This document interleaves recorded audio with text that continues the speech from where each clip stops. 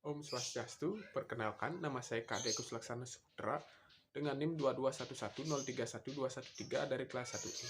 Di sini saya akan menjelaskan tentang manfaat mempelajari psikologi sosial dan psikologi pendidikan. Manfaat psikologi terhadap aspek sosial dan pendidikan. Yang pertama, manfaat psikologi terhadap aspek sosial. Dengan hadirnya keilmuan psikologi sosial, ditujukan untuk memberikan manfaat terhadap beberapa perubahan perilaku manusia dalam kehidupan bersosial, dan juga untuk meningkatkan kualitas kehidupan dalam bermasyarakat. Adapun manfaat yang akan didapatkan dari mempelajari ilmu psikologi sosial dan penerapannya dalam lingkungan di masyarakat yaitu yang pertama, dapat memberikan gambaran pada setiap individu tentang bagaimana menjalin hubungan yang benar antar sesama manusia. Yang kedua, mencegah terjadinya konflik di antara kehidupan manusia yang disebabkan oleh ego dari setiap individu dalam masyarakat. Yang ketiga, memberikan pemecah masalah atau solusi ketika konflik muncul di dalam kelompok masyarakat. Dengan adanya psikologi sosial, manusia dapat memahami karakter suatu masyarakat sehingga mudah untuk menerima solusi dan konflik yang tengah terjadi dalam masyarakat. Yang keempat, sebagai pedoman masyarakat dalam mengelola perbedaan di setiap individu di dalam masyarakat, dan juga untuk dapat menjadikan perbedaan itu sebagai perantara penguat hubungan sosial dalam masyarakat untuk mencapai tujuan bersama. Yang kedua, manfaat psikologi terhadap aspek pendidikan. Psikologi pendidikan memang menjadi sebuah dasar dalam pembentukan dan pengembangan dalam bidang pendidikan.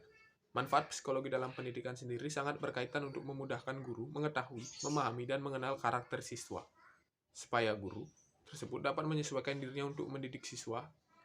Adapun beberapa manfaat yang bisa diperoleh dalam pengajaran, yaitu yang pertama, pemahaman proses perkembangan peserta didik.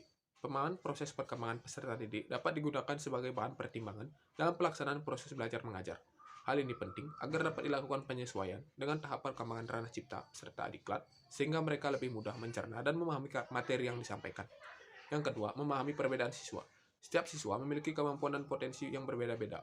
Sebagai seorang guru, perlu adanya pemahaman terhadap perbedaan karakteristik setiap siswa, tahap tumbuh kembangnya, serta tipe perilakunya. Dengan memahami perbedaan karakteristik setiap siswa, dapat menghasilkan interaksi pembelajaran yang sesuai dan pembelajaran efektif serta efisien.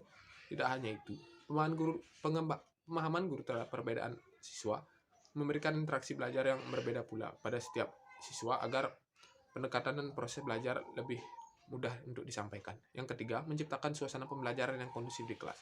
Kemampuan guru menciptakan suasana pembelajaran yang kondusif di kelas dapat meningkatkan efektivitas kegiatan belajar mengajar dalam kelas.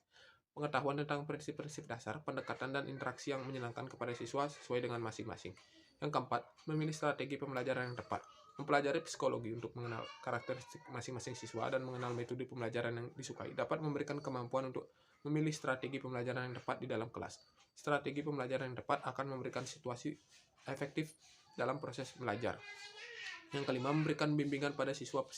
Psikologi dapat memberikan kemampuan kepada guru untuk menjadi seorang pembimbing bagi siswanya dengan cara melakukan pendekatan secara emosional dari hati ke hati untuk mendapatkan kepercayaan dari siswanya. Ketika siswa sudah memberikan rasa percayanya, maka proses penyelesaian masalah untuk proses belajar akan efektif dan efisien. Yang keenam, memberikan evaluasi hasil pembelajaran. Sebagai seorang guru, dengan mempelajari psikologi pendidikan akan mampu memberikan penilaian hasil belajar secara adil. Selain itu juga dapat menyesuaikan dengan kemampuan masing-masing siswa tanpa membedakan satu dengan yang lainnya. Yang ketujuh, penggunaan media pembelajaran yang tepat. Pengetahuan psikologi pendidikan juga dapat bermanfaat untuk menentukan media pembelajaran yang tepat untuk siswa, misalnya media audiovisual, motorik, dan lain sebagainya. Media pembelajaran juga dapat disesuaikan dengan materi belajar yang akan disampaikan. Sebagian besar siswa lebih tertarik dengan pembelajaran yang menggunakan komponen audiovisual dalam proses pemahaman materi dan lebih efisien dalam pengembangan imajinasi siswa. Sekian pemaparan dari saya. Mohon maaf jika ada kesalahan kata. Akhir kata saya aturkan para mesanti. Om Santi Santi Santi. Terima kasih.